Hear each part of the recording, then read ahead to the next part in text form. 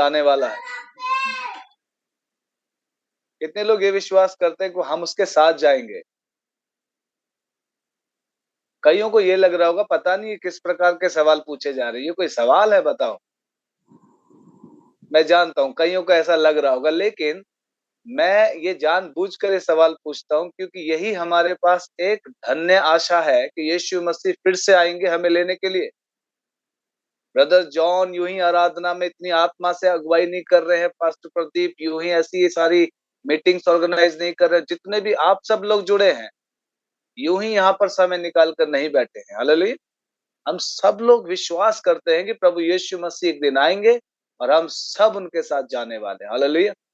मैं बहुत पक्का और गहरा विश्वास करता हूं कि यीशु मसीह की सारी कही हुई बातें यदि सच हुई हैं, तो जो आगे की भविष्य की बातें जो लिखी है वो भी 100% सच होंगी। हालेलुया। यानी कि उसका आना भी बिल्कुल सच है। और हम सबके पास यदि ये आशा है, तो हम सब लोग अपने विश्वास के कर्ता और सिद्ध करने वाले यीशु की ओर ताकते हुए उस दौड़ में धीरज से दौड़ें, जिसमें परमेश्वर ने दौड़ने के लिए हमें बुलाया है। हालेलुया। प्रेरित पौलुस कहते हैं, पिछला सब भूलकर मैं आगे की ओर निशाने की ओर दौड़ा चला जाता हूं, ताकि उस इनाम को पाऊं जिसके लिए मुझे यीशु मसीह ने पकड़ा था और जिसके लिए उसने मुझे ऊपर बुलाया है। हालेलुया। क्या हमारे सामने वो निशाना है कि नहीं?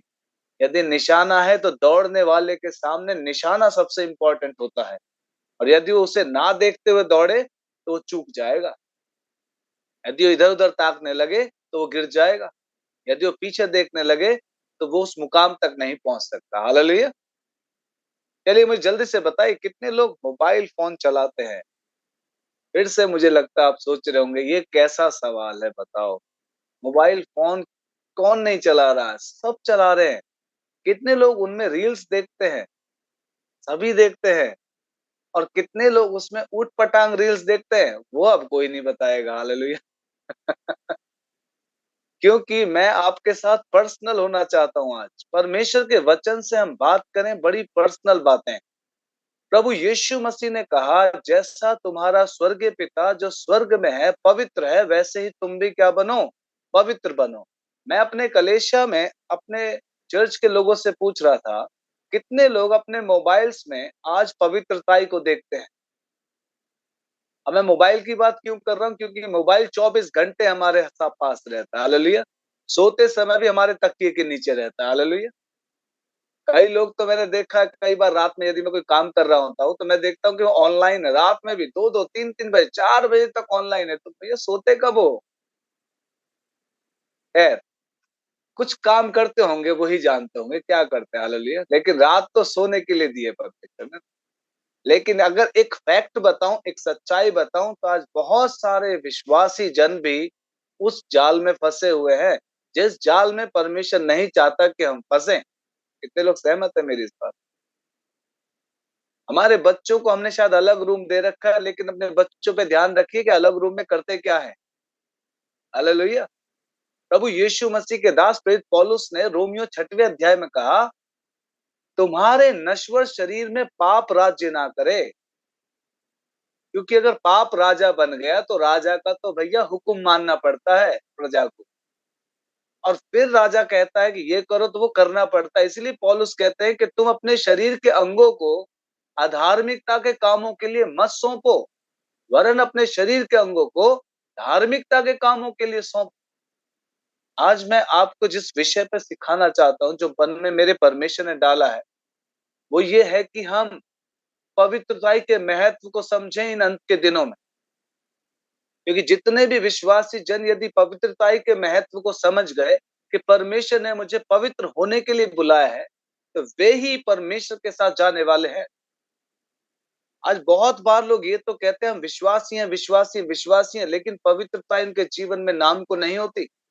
चर्च में व्हाइट कपड़े पहनकर बैठना, सर पे दुपट्टा रख के बैठना, और भाई बहन भी कुर्ता पजामा पहन के आना, ये आपकी पवित्रता, ये मेरी पवित्रता को नहीं दर्शाता। मेरा टाई लगाकर बैठना मेरी पवित्रता को नहीं दर्शाता मेरे प्रियो। पवित्रता के लिए परमेश्वर प्रभु यीशु मसीह ने बहुत जोर दिया। जब एक व्यभिचारिणी स्त्री यीशु मसीह के पास आई, लोग उसके ऊपर पथराव कर रहे थे, तो बाइबल कहती है सब ने पत्थर ले रखा है हाथ में मारने के लिए, लेकिन यीशु मसीह की परीक्षा करने के लिए वो कुछ बातें करने लगे। यीशु से सवाल पूछा, तो यीशु ने कहा, तुम में से यदि किसी ने कोई कभी पाप ना किया हो, तो पहला पत्थर वही इस स्त्री पे उठाए। बाइबल कहती है वो सब लोग एक एक करके वहां से निकल गए। लेकिन वहां पर यीशु मसीह ने फिर उस स्त्री से पूछा, क्या तुझ पर किसी ने दंड की आज्ञा नहीं दी? तो स्त्री ने कहा, किसी ने भी नहीं प्रभु। तो यीशु ने कहा, जा, मैं भी तुझ पर कोई दंड की आज्ञा नहीं देता, लेकिन आगे से पाप ना करना। यीशु चाहते थे कि वो पवित्रताई में जीवन को बिताए। हालेलुया। आज एक वचन पढ़ेंगे, उसके बाद हम परमेश्वर के वचन के ऊपर मनन करेंगे। गलातियों उसका 3 अध्याय 1 से लेकर 3 आए। मैं चाहता हूं मेरे प्रियो, अपनी बाइबल को अपने पास रखा। जो भी बहुत तेज है बाइबल पढ़ने में और जो जल्दी जल्दी बुक उसको खोलना जानते हैं, वो जल्दी से वचन को पढ़ते जाएंगे अपना माइक्रोफोन ऑन करके। गलातियों 3 अध्याय 1 से लेकर 3 आए, जल्दी से पढ़ दीजिए। हमारे पास समय कम है, इसलिए हम जल्दी से पूरे वचन को सीखना चाहेंगे। जल्दी से पढ़ेंगे। कौन पढ़ रहे हैं? हाथ उठा के पढ़ सकते हैं। गलातियों 3 अध्याय 1 से लेकर 3 आए, पढ़िए। हे निर्बोध गलातिय माने, किए तुमମାନଙ୍କୁ ମୋହିତ କଲା? ତୁମମାନଙ୍କ ଚକ୍ଷୁ ସମ୍ମୁଖରେ ତ କ୍ରୁଶରେ ହତ ଯୀଶୁଖ୍ରୀଷ୍ଟଙ୍କ ଚିତ୍ର ଅଙ୍କିତ ହୋଇଥିଲା। ମୁଁ ତୁମମାନଙ୍କଠାରୁ କେବଳ ଏହା ଜାଣିବାକୁ ଇଚ୍ଛା କରେ, ତୁମେମାନେ କଣ ବ୍ୟବସ୍ଥାର କ୍ରିୟାକର୍ମ ହେତୁ ନା ବିଶ୍ୱାସରେ ଶୁଣିବା ହେତୁ ଆତ୍ମା ପାଇଥିଲ? ତୁମେମାନେ କଣ ଏପରି ନିର୍ବୋଧ? ଆତ୍ମାରେ ଆରମ୍ଭ କରି ତୁମେମାନେ କେବେ ଶରୀରରେ ସିଦ୍ଧ ହେବାକୁ ଯାଉଛ? सॉरी, मैं भूल गई, हिंदी में हो रहा है, मैं उड़िया में बोल दी। ओके ओके ओके, ठीक है ठीक है। सब लोगों को शायद नहीं समझ में आएगा, कुछ लोग शायद हिंदी लैंग्वेज वाले भी है। Thank you sister. पास्टर जी 3 का 1, राइट? जी जी, 3 का 1 से 3 पढ़ दीजिए भाई। ओके। हे निर्बुद्धियों गलातियों, किसने तुम्हें मोह लिया है? किसने तुम्हें मोह लिया है? आगे। तुम्हारी तो मानो आंखों के सामने यीशु मसीह क्रूस पर दिखाया गया। सामने यीशु मसीह क्रूस पर दिखाया गया। मैं तुमसे केवल ये जानना चाहता हूं कि तुमने आत्मा को क्या व्यवस्था के कामों से या विश्वास के समाचार से पाया? क्या तुम ऐसे निर्बुद्धि हो कि आत्मा की रीति पर आरंभ करके अब शरीर की रीति पर अंत करोगे? बस बस बस, वो तीसरा आयत का जो भाग है वो मेरे लिए बड़ा इंपॉर्टेंट है, और वही मेरे आज संदेश का पूरा सारांश है। वहां पर लिखा है, क्या तुम आत्मा की रीति पर शुरू करके आरंभ करके अब शरीर के कामों के कारण तुम अपने जीवन को अंत करोगे? यानी प्रेरित पौलुस कहना क्या चाह रहे हैं कि तुम शारीरिक कामों में क्यों लग गए हो, तुम आत्मा की बातों पर मन क्यों नहीं लगाते हो? आप जानते हैं मेरे प्रियो, परमेश्वर का पुराने नियम में यदि आप स्टडी करें तो परमेश्वर हमेशा अपने लोगों से चाहते थे कि वे पवित्रताई के जीवन को बिताएं। परमेश्वर चाहते हैं कि पवित्र हों, और कई जगह पर परमेश्वर ने मूसा से कहा, यहोशू से कहा कि लोगों से कहे कि अपने आप को पवित्र करें, क्योंकि यहोवा परमेश्वर कहते हैं कि मैं पवित्र हूं। और इसी विषय को यीशु मसीह ने भी नए नियम में सिखाया, जैसा तुम्हारा स्वर्गीय पिता जो स्वर्ग में है पवित्र है, तुम भी क्या बनो? पवित्र बनो। कितने लोगों ने सुअर देखा है? सुअर, pig, swine. Okay, thank you कि आप सब ने देखा है। किसी ने नहीं देखा है तो आप पास्टर प्रदीप को बताइए, वो आपको दिखाएंगे। हालेलुया। पिग के बारे में सब जानते हैं। हालेलुया। तो एक बार की कहानी, ऐसी किसी ने एक कहानी मुझे सुनाई थी, तो मैं आपको सुनाता हूं। एक बार किसी ने क्या किया, एक सुअर को कीचड़ से उठाया और उसने क्या किया, उसको वॉश किया, उसको धोया, शैम्पू से, साबुन से अच्छे से साफ करके उसने क्या किया, उसको अपने घर में रखा, उसके लिए एक अच्छा जगह बनाया, उसको बढ़िया बढ़िया खाना खिलाया और कई हफ्तों तक उसको बांध के रखा। लेकिन एक दिन क्या हुआ, जिसने उसकी सफाई की थी उसने सोचा कि ये सुअर तो अब मेरा हो गया है, अब ये मेरी बात मानेगा, अब जैसा मैं चाहता हूं ये वैसा जिएगा। तो उसने क्या किया, उसने एक दिन उसको खोल दिया। खोलने के बाद उसने सोचा कि वो यहीं कहीं चल रहा होगा, यहीं कहीं घूम रहा होगा घर में ही, लेकिन वो घर में नहीं मिला। उसने क्या सोचा कि जाके मैं उसे ढूंढूं। अब वो उसे ढूंढने लगा, वो ढूंढता रहा, उसे कहीं नहीं मिला। अंत में उस व्यक्ति के दिमाग में क्या आया कि मैं वहीं जाता हूं जहां से उसको लेकर आया हूं। अब वो भाई वहां पहुंचा तो सच में मेरे प्रियो, उस व्यक्ति को वो सूअर वहीं मिला जहां से वो लेकर आए।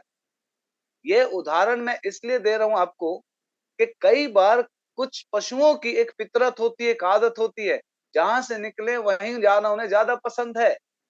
आज यदि आज के समय में कई विश्वासी भाई बहनों के बारे में यदि बात की जाए या मैं अपने बारे में बात कहूं, तो कई बार हो सकता है हमारी भी ऐसी आदतें, ऐसी फितरत है कि किसी ने हमें अपने लहू से धो दिया, किसी ने हमें पाक कर दिया, किसी ने हमें पवित्र कर दिया, लेकिन हमारे जीवन में बार बार उसी मोहल्ले में जाने की आदत है, उसी दुनिया में जाने की आदत लगी होती है। आज हम समझे परमेश्वर चाहते हैं कि हम पवित्र बने, और आज मैं पवित्रता का महत्व सिखाना चाहता हूँ। बहुत जल्दी 3 बातें आपके सामने रखूंगा बाइबल से। और पहली बात वो ये है कि यदि हम पवित्रताई का जीवन नहीं जीते हैं, तो हम अपने परमेश्वर के हृदय को तोड़ते हैं। कितने लोग सुन पा रहे हैं? यदि हम पवित्रताई का जीवन नहीं जीते हैं, तो हम अपने परमेश्वर के हृदय को तोड़ते हैं। कितने लोग ये विश्वास करते हैं कि परमेश्वर के अंदर भी भावनाएं हैं, इमोशंस हैं? मैं आपको यहाँ बाइबल से बताऊंगा, ऐसे कुछ भी नहीं। उत्पत्ति 6 अध्याय उसका 5 और 6 आयत पढ़ें, तो वहां पर एक बड़ी इंपॉर्टेंट बात लिखी है कि परमेश्वर ने आदम और हव्वा को जो बनाया था, अदन की वाटिका में रखा, तो वहां पर एक बात होती थी, रोज एक चीज होती थी। पढ़िए 5 और 6 आयत को, उत्पत्ति 6 अध्याय 5 और 6 आयत।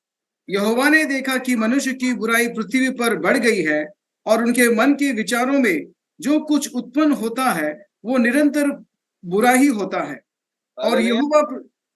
यहोवा पृथ्वी पर मनुष्य को बनाने से पछताया और वो मन में अति खेदित हुआ। हम जानते हैं कि परमेश्वर ने आदम हव्वा को बनाया और बनाने के बाद उन्हें अदन की वाटिका में रखा। उन्होंने परमेश्वर की आज्ञा को नहीं माना और उसी दिन से वो पाप में पड़ गए और पाप जीवन में प्रवेश हो गया। आगे हम देखते हैं कि परमेश्वर के हृदय को तोड़ने वाली बात, आपने अगर शब्दों को नोट किया वहां पर, तो वहां पे लिखा है कि परमेश्वर मनुष्य को बनाकर पछताया। पछताया का मतलब यहाँ सेंस ये बिल्कुल नहीं है कि परमेश्वर से कोई गलती हो गई है। मनुष्य को बनाकर कोई गलती नहीं हुई परमेश्वर से, लेकिन यहाँ पर इसका तात्पर्य, इसका मतलब ये है कि परमेश्वर ये कहना चाह रहे हैं कि मैंने तुझे क्या बनाया था और आज तू क्या बन गया है। अच्छा, एक सवाल मैं पूछता हूँ सभी से। आदम ने पाप किया और झाड़ी के पीछे छिप गया, और परमेश्वर ने पूछा, हे आदम तू कहाँ है? कोई मुझे जल्दी से बताए, क्या परमेश्वर को पता था कि नहीं आदम झाड़ी के पीछे है? हाँ या ना? तो परमेश्वर ऐसा सवाल क्यों पूछ रहे हैं, आदम तू कहाँ है? एक्चुअल में अगर उसके सही मतलब का सही अर्थ यदि हम जाने, तो उसका मतलब ये है, ओरिजिनल लैंग्वेज में वो ये है कि आदम मैंने तुझे क्या बनाया था, अब तू कहाँ है? मैंने तुझे पृथ्वी का अधिकारी बनाया था, अब तू कहाँ है? तेरा लेवल कहाँ है? तूने मेरी बात को क्यों नहीं माना? तूने अपने जीवन को पवित्र महिमा में क्यों नहीं रखना चाहा? क्यों तूने अपनी स्त्री की बात को मान लिया? आज मेरे प्रियो समझिए कि परमेश्वर के अंदर इतनी भावना, इतने इमोशंस है हमारे लिए। मैं उन आयतों को भी आपको पढ़वाऊंगा, लेकिन पहली बात ये कि परमेश्वर मनुष्य को बना के पछताया, और बाइबल कह रही है कि उसके मन में बहुत खेद हुआ, उसका मन बहुत खेदित हुआ, बड़ा दुखी हुआ वो हमें देखकर। तो क्या हमने परमेश्वर के हृदय को तोड़ा है? क्या हम रोज परमेश्वर के हृदय को तोड़ रहे हैं? अगर ये है कि हम परमेश्वर के हृदय को तोड़ रहे हैं, तो मेरे प्रियो ये हम सही नहीं कर रहे हैं। आपको मैं कुछ आयतें बाइबल से बता के समझाना चाहता हूँ कि परमेश्वर के प्रति, परमेश्वर के मन में हमारे प्रति कितनी भावना है। पढ़िए उत्पत्ति 3 का 8 पढ़िए, और कोई निकाल के रखिए निर्गमन 3 अध्याय 7 से लेकर 8 आयत। पहले पढ़ेंगे उत्पत्ति 3:8। बाइबल की आयतें ज्यादा पढ़वाऊंगा मैं, ताकि हमें अच्छे से समझ में आ पाए। हालेलुया। तब यहोवा परमेश्वर जो जी। दिन के ठंडे समय हाँ वाटिका में फिरता था हाँ। का शब्द उनके सुनाई दिया। तब आदम और उसकी पत्नी वाटिका के वृक्ष के बीच यहोवा परमेश्वर से छिप गए। बस बस बस, बड़े ध्यान देने वाली बात है। यहाँ पे लिखा है कि परमेश्वर ठंडे समय में रोज उनसे क्या करने आता था? मिलने आता था, अपनी सर्वश्रेष्ठ रचना से मिलने आता था। क्या परमेश्वर के अंदर भावनाएं हैं कि नहीं अपनी रचना के प्रति? हाँ या ना? उसके अंदर रिलेशनशिप है कि नहीं? उसके अंदर प्रेम है कि नहीं? पहली बात हमने देखा। दूसरा, अगर हम पढ़े निर्गमन 3 अध्याय 7 से लेकर 8 आयत, आप रेफरेंस लिखते जाइए, उन्हें बाद में पढ़ सकते हैं आप। यहाँ पर हुआ ये, इजरायली लोग गुलामी में थे मिस्र की, और उन्होंने इतना सताव सहने के बाद परमेश्वर को पुकारना शुरू किया।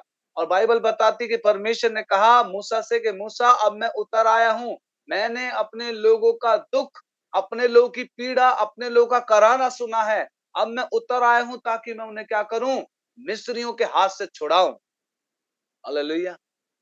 क्या परमेश्वर में इमोशंस हैं कि नहीं अपने लोगों के लिए? क्या उसके मन में, परमेश्वर के मन में अपने लोगों के लिए प्यार है कि नहीं? इन आयतों से दिखता है। मत्ती 14 अध्याय उसकी 14वीं आयत पढ़े तो क्या लिखा है? यीशु मसीह के विषय में वहां पर कुछ लिखा है, जल्दी से पढ़े।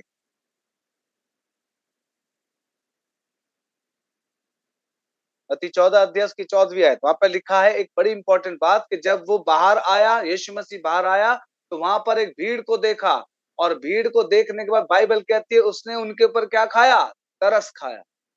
सबसे पहली बात, उसने तरस खाया, यानी कि ही फिल्ड विथ कंपैशन। वो लोगों के लिए तरस से भरा हुआ परमेश्वर, हमारे लिए तरस से भरा हुआ परमेश्वर है।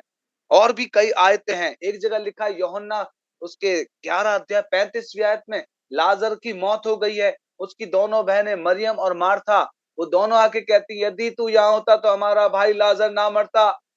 वो भी एक बात कह रही। तो इन बातों को सुन के बाइबल कहती है, यीशु मसीह के विषय में लिखा है, बाइबल की सबसे छोटी आयत, लिखा है यीशु रोया। क्या यीशु में इमोशंस है कि नहीं? हमारे प्रति प्रभु यीशु मसीह में, परमेश्वर में इमोशंस हैं। यदि हम पाप करते हैं तो हम उसके हृदय को तोड़ते हैं। आज हम इस बात को सीखे, पवित्रता में चलना बहुत बहुत आवश्यक है मेरे प्रियो।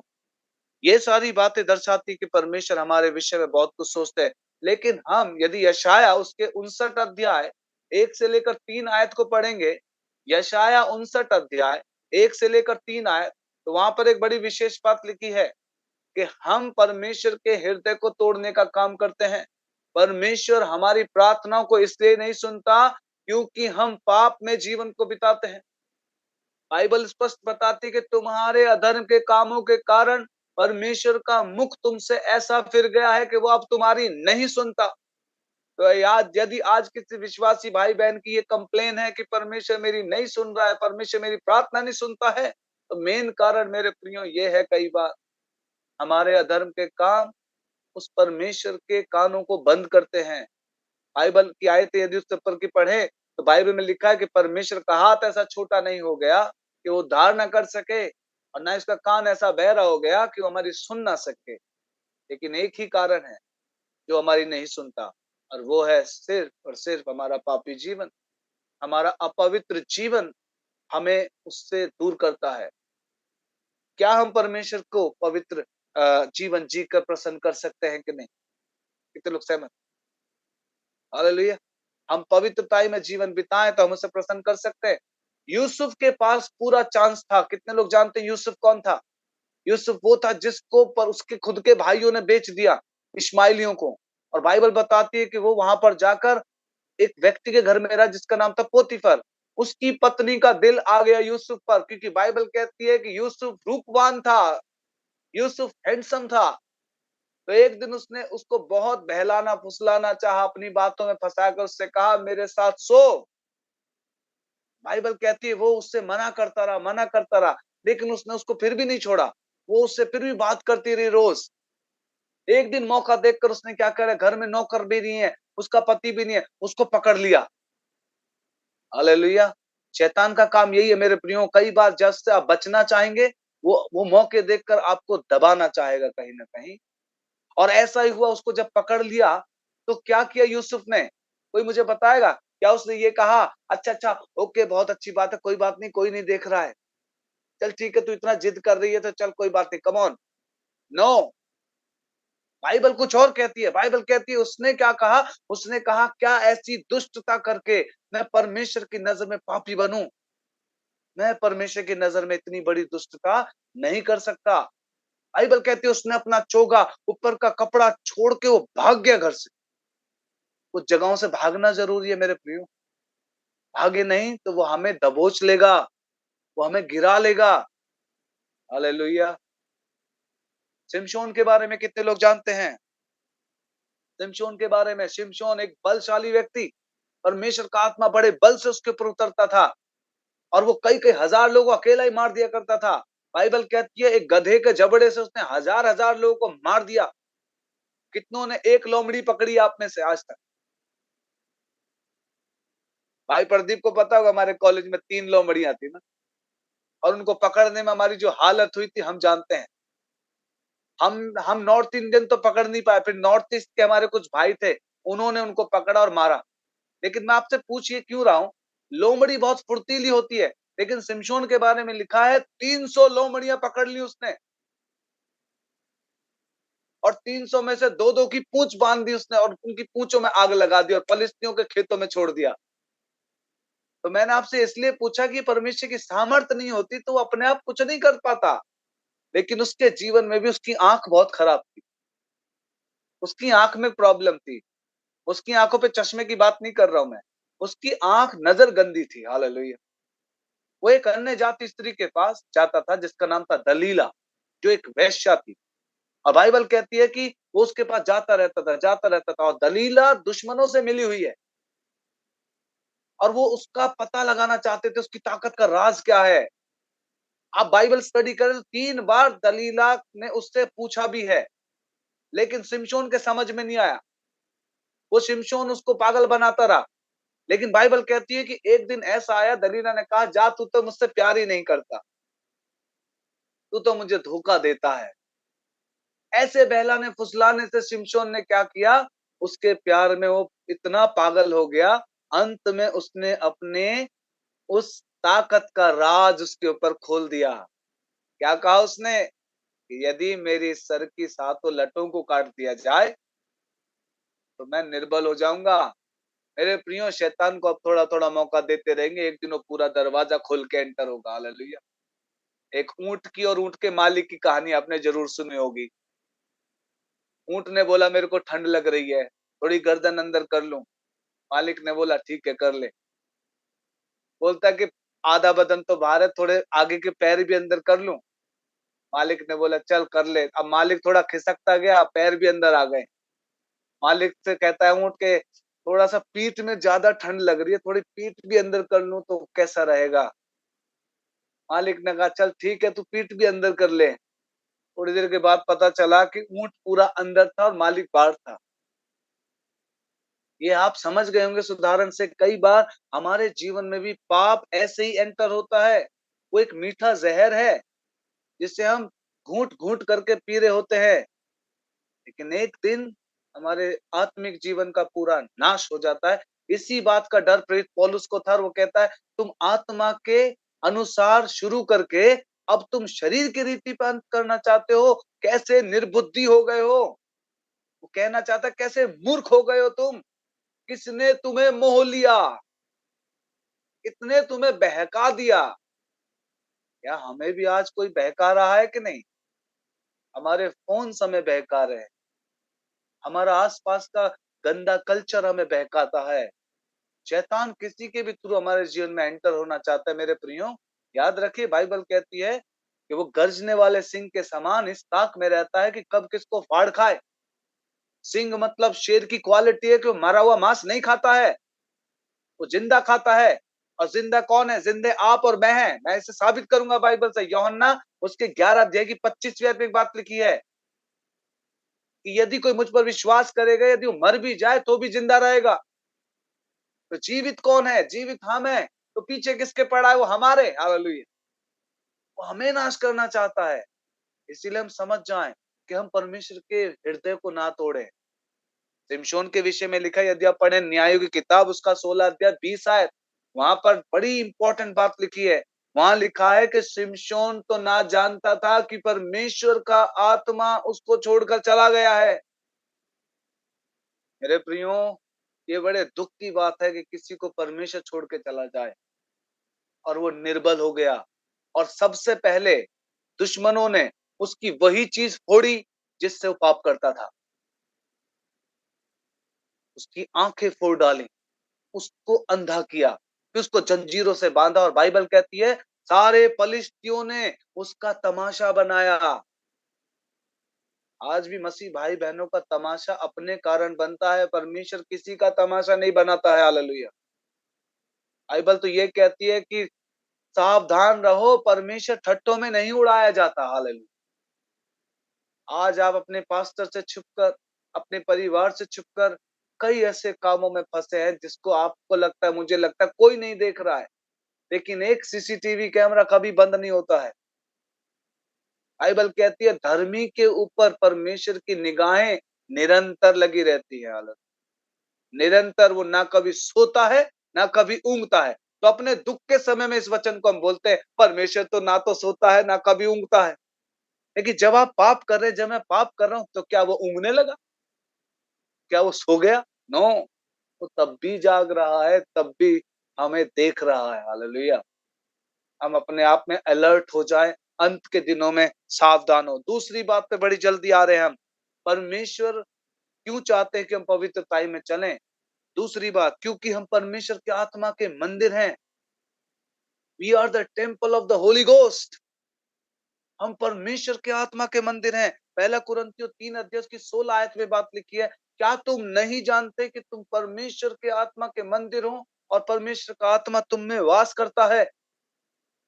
आप जानते हैं कितनी बड़ी बात है कि एक परमेश्वर, जिस त्रिएक परमेश्वर पर हम विश्वास करते हैं, उस गॉड हेड का तीसरा मेंबर, तीसरा सदस्य हमारे शरीर में वास करता है। ही इज स्टेइंग इन अस।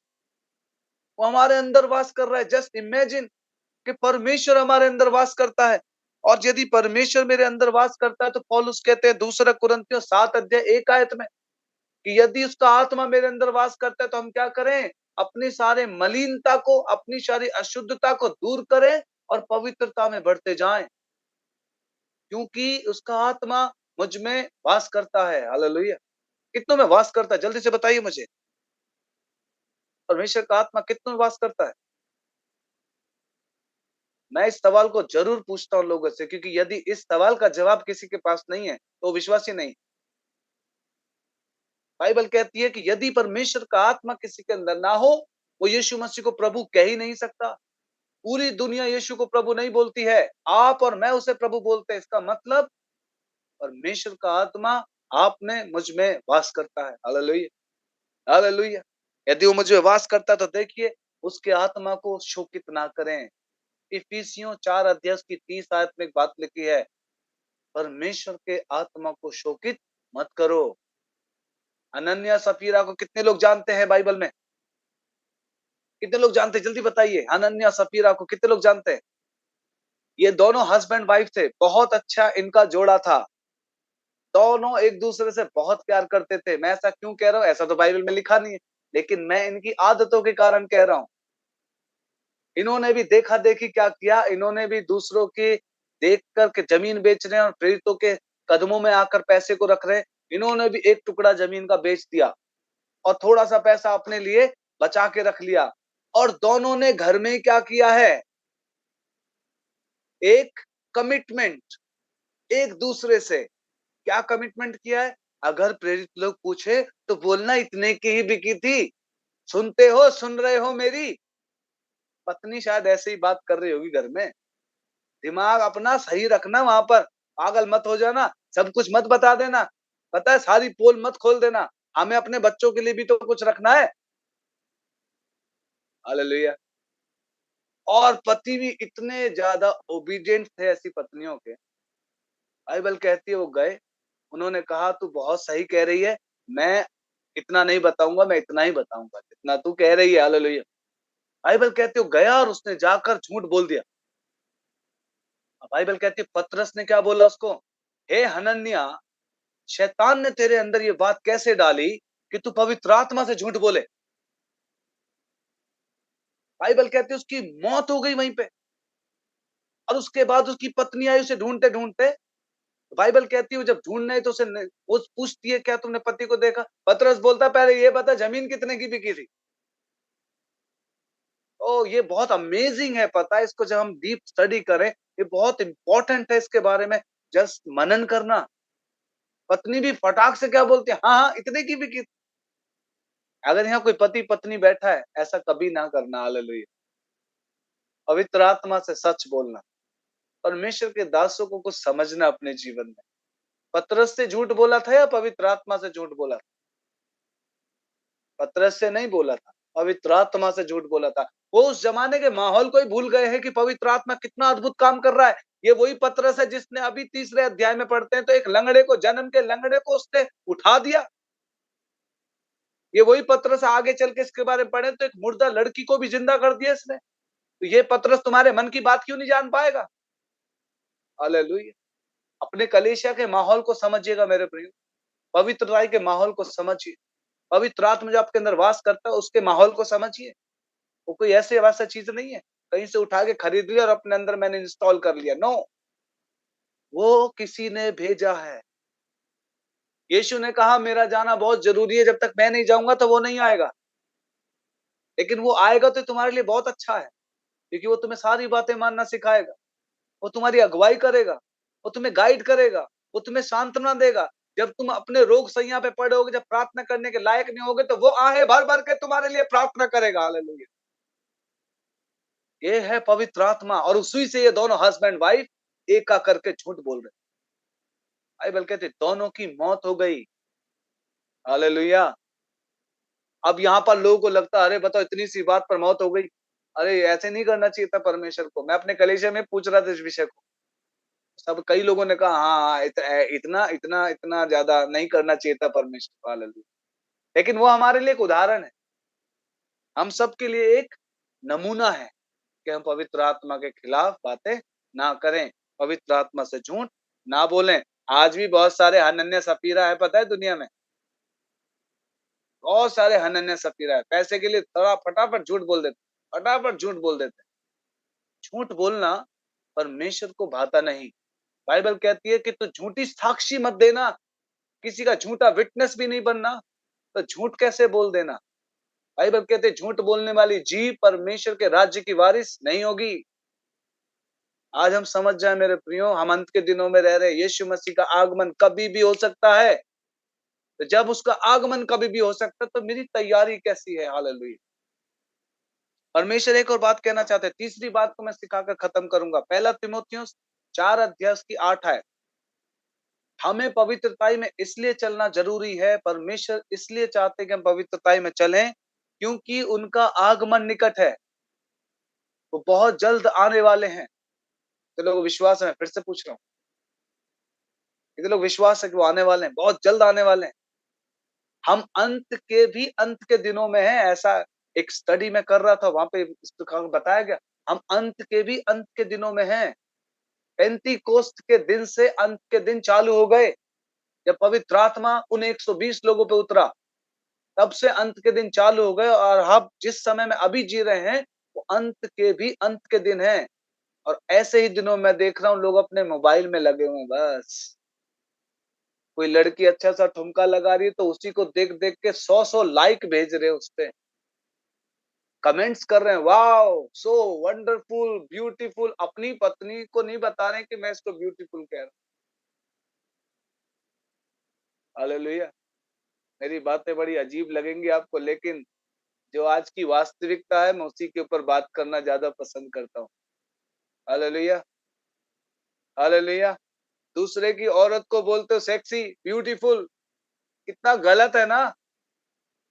आज हमें समझना हम अंत के दिनों में है, और ऐसे दिनों में आज मुझे अपनी तैयारी करनी चाहिए, आज मुझे अपने आप को संवारना चाहिए। जरा देखिए प्रेरित पौलुस क्या कह रहे, तीमुथियुस को, एक जवान पास्टर था वो, पौलुस कुछ कह रहे, 4 अध्याय की 8 आयत पढ़िए। पहला तीमुथियुस 4 अध्याय की 8वीं आयत। ऐसा लिखा है, क्योंकि देह की साधना से कम लाभ होता है, पर भक्ति सब बातों के लिए लाभदायक है, क्योंकि इस समय के और आने वाले जीवन की भी प्रतिज्ञा इसी के लिए है। हालेलुया। प्रेरित पौलुस क्या कह रहे हैं, शरीर की साधना से तो कोई फायदा नहीं है, लेकिन भक्ति की साधना से बहुत फायदा है। और जो प्रतिज्ञा हमें दी गई है वो इन्हीं दिनों के लिए दी गई है। हालेलुया। आज हम अपने आप को क्यों नहीं तैयार करते? क्या हम अपने जीवनों को आभूषणों से या अच्छी अच्छी चीजों से, इन्हीं से संवारने की कोशिश करते हैं? 60 से 70 साल के जीवन को हम कितना सभ्य बनाने की कोशिश कर रहे हैं, कितना अच्छा बनाने की कोशिश कर रहे हैं। लेकिन एक जीवन जो मेरे 70 साल के बाद है, उसके बारे में कोई नहीं सोच रहा। कईयों को लग रहा होगा 70 साल क्यों कह रहे हैं? बाइबल भी तो कहती है 70 से 80 होगा लास्ट में। अभी वर्ल्ड सर्वे निकाला गया, 70 तक सब लोग वापस जा रहे हैं। मतलब डेथ हो रही है ज्यादातर लोगों की 70 साल में आके। 70 years to 75, many people are dying in during this age only. This is the world survey, और ये बाइबल की भविष्यवाणी है। पहले था 120 और फिर उसके बाद एक और पढ़ते हैं साम्स में 70 to 80 years।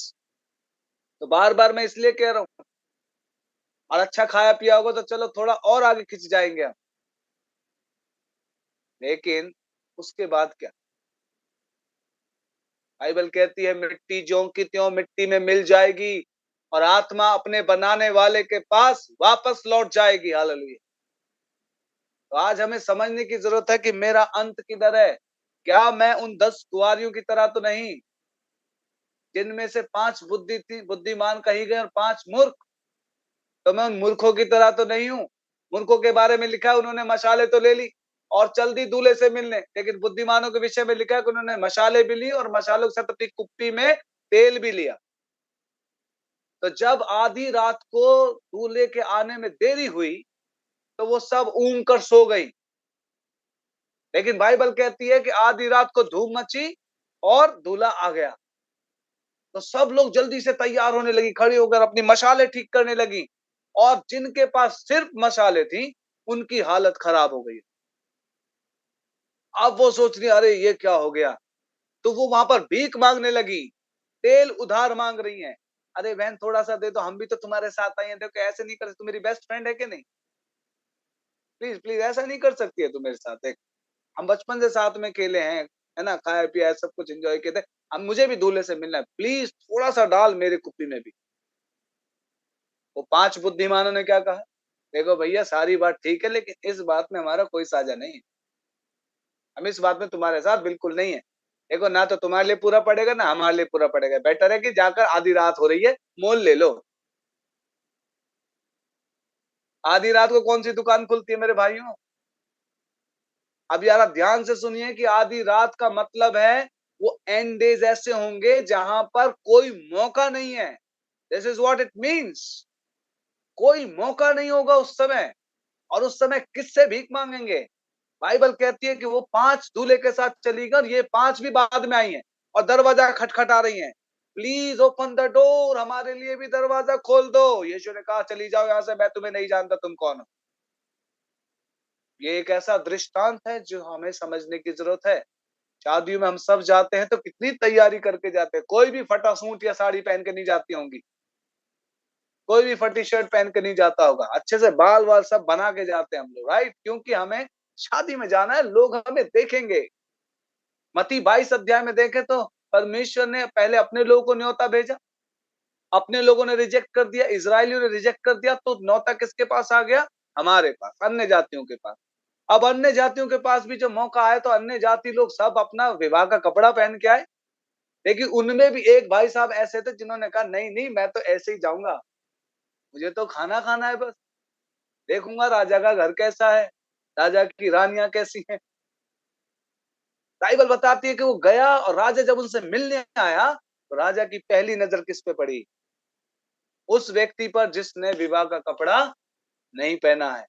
आपको पता है मेरे प्रिय, ये दृष्टांत हमारे लिए है कि तुम अन्य जाति जो योग्य नहीं थे, परमेश्वर ने तुम्हें योग्य बनाया, उस इज़राइल की जड़ को रखा और उसके तने को काटकर हमें उसमें सटाया। रोमियो 11 अध्याय में आप इस बात को पढ़ेंगे। वो सौभाग्य परमेश्वर ने हमें दिया। यीशु ने तो यहां तक कहा था कि बच्चों की रोटी कुत्तों को नहीं डाली जाती।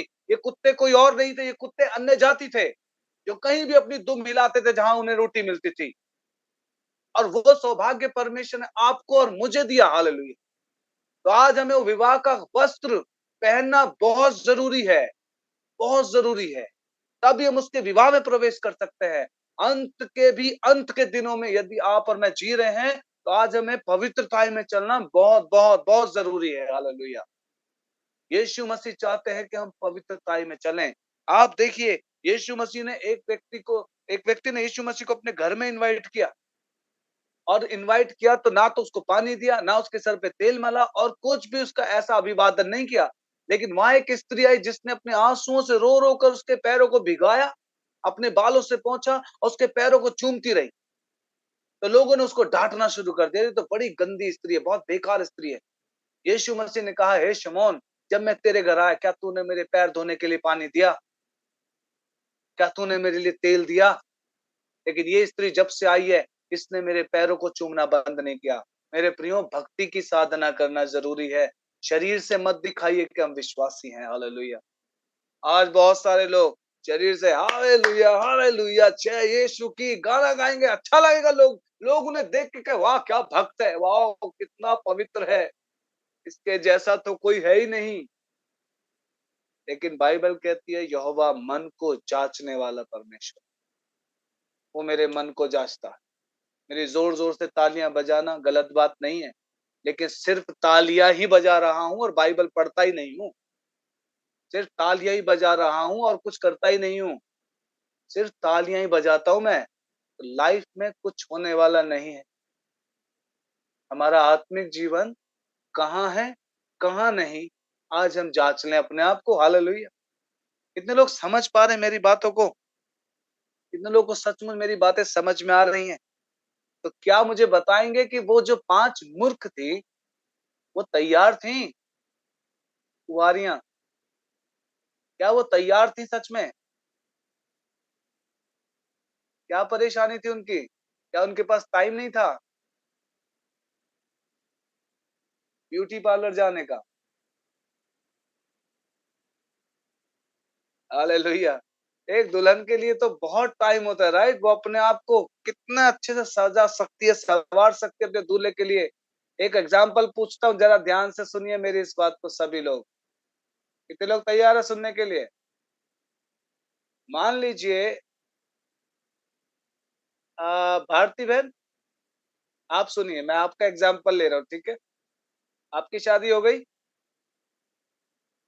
ओके, ठीक है, फिर तो एग्जाम्पल बहुत सही रहेगा, ध्यान से सुनिए। लेकिन सिर्फ एग्जाम्पल दे रहा हूँ, बुरा नहीं मानना, ठीक है? सोचो, जिस रात या जिस दिन आपकी शादी थी, उस दिन आपके दूल्हे जब आपके घर आए, तो उनके आने से पहले आप तैयार ना होती और अपने बालों को बिखेर के बैठी होती, काजल को ऐसे फैला रखा होता।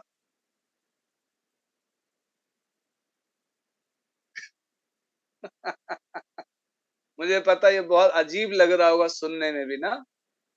अरे ये कैसी बातें करे, तो बहुत ही बुरा लगता है। तो क्या आपका दूल्हा आपको लेके जाते?